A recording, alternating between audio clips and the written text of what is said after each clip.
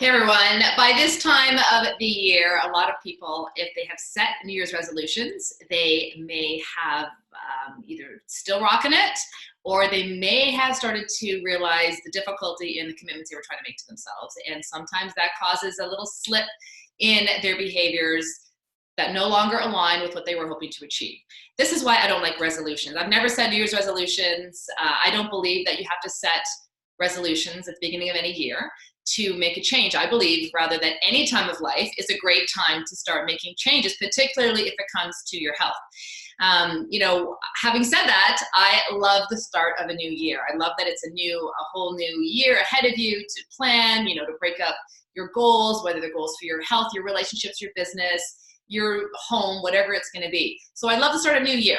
However, what I want to remind you of this year is rather than set resolutions, can you consider evolving and setting evolutions of and accepting that you're going to maybe go through evolutions in your life? Now, I'm not going to take credit for this. A good friend of mine is a psychologist, and I happen to be asking him if he sets resolutions or what he thinks about, goal setting at the beginning of the year. And he said, no, I think about evolutions instead of resolutions. I said, okay, evolve rather than resolve. So what does that mean to you? Can you give yourself some grace to make some changes in your health, to take some steps forward in your health, and accept that you are likely going to have days where you don't want to stay committed to that goal, maybe weeks. But you know what? You can always start again. And this is the part about evolving, because even if you took those 10 steps, you had 3 weeks of getting to the gym or eating the foods that you want to eat, and then you have a day that maybe you just ignored your goal and you slipped off your program. Okay, guess what? You could start again the next day or 2 days later. You can get back on that program. And what I want you to also celebrate are those 2 weeks or 3 weeks of healthy habits that you did make, because you weren't doing those before. So if you think of evolving and having evolutions with your health and wellness, rather than just making resolutions, I'm going to stick to it or I'm not going to stick to it, it might help you make some more steps forward, which is absolutely what I want for you. So think about that this year. Now, the other thing I want to mention to you is you may have seen things already this time of year or, back in December even, about setting a word for the year. I love this exercise. I like the idea of setting an intention for the year. When you pick a word to represent what you want the year ahead to mean to you, it can really anchor your actions, and it can really help change your perspective to one of more gratitude, to one that is more going to likely align your behaviors to follow up on that. For example, a friend of mine a few years ago decided that she wanted to find a new partner, and so her word for the year was love. And sure enough, she made herself more available to going on dates, and she just opened her heart and her mind to accepting that relationship might come into her life. Sure enough, she's been married to this guy now for 10 years. Myself, a few years ago, well, probably 10 years ago now, when my boys were younger, I wasn't in practice, and the word that I had for myself that year was nurture. And it was a reminder to me that at this point in my life, my focus was on taking care of the little people in my home, and that my big dreams for my practice and for health and wellness and all the things I wanted to do with my career would come again at another time. It maybe wasn't going to happen this year because my focus had to be on these little people. And now they're 13 and 17, so they need me in very different ways. And here I am sharing these things with you.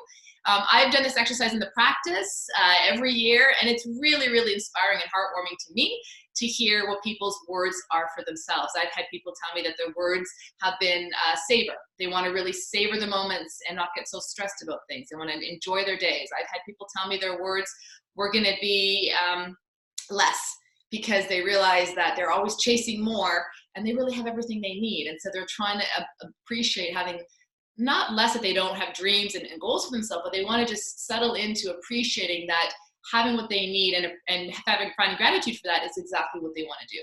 So try this out for yourself. We'd love to hear your feedback on this. If you pick a word, it can really set the tone, it can set your intention, and then your actions, you can start to filter based on what your word is and your intention is. And this is certainly proven to be really, really effective for a lot of people at different stages in your life. It can also help you frame the big picture of what's going to be happening, wherever your kids are at right now. You have new children coming into your family. You have children growing up. You have new work opportunities, maybe relationship changes. Maybe you're moving. Extended families might be having something that, they need some support with. Whatever's going on in your life right now, try to set a goal and use a word to anchor yourself for the rest of the year. And you might be pleasantly surprised at how things align in your favor when you commit to them with that kind of intention. You've heard about intention setting probably in lots of other places. We talked about it before the holidays. I talked about why you should set an intention for the holiday season, what you want the holiday season to mean to you. This goes the same for every day and every week and every year of your life. So give this a try. I hope this helps you. Remember, think about evolving rather than resolving to be a whole new person in 2020. Think about taking small steps to improve your level of health and wellness in all aspects of your life, and appreciate the steps. All steps are forward, right? So even if you have a couple steps back, look at the steps forward and recognize that all those baby steps still add up to consistent actions, and that consistent actions will then get you where you want to be, even if it takes you a little bit longer. All right, I hope this helps you this week. We'll see you on the next show.